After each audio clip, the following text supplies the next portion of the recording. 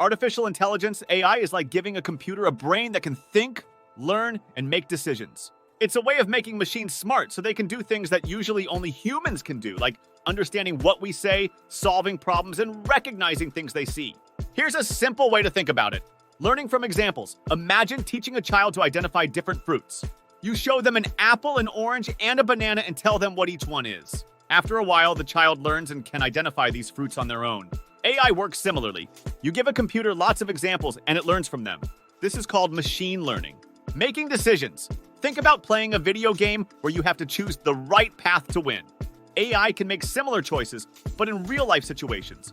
For example, it can decide which emails are spam and should be put in the junk folder. Understanding language, AI can also understand and use languages like English or Spanish. This is how virtual assistants like Siri or Alexa work. You ask them a question and they understand and reply. Recognizing patterns. AI is good at noticing patterns. For example, it can look at many photos of cats and learn what a cat usually looks like. Then when it sees a new photo, it can tell if there's a cat in it. AI is not just about robots. It's mostly about computer programs that can think and learn.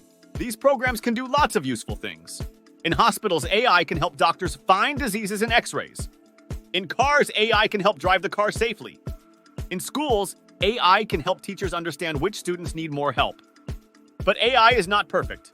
Sometimes it makes mistakes, and it's important to remember that it's just a tool made by humans. Also, people worry about robots or computers taking over jobs that humans do.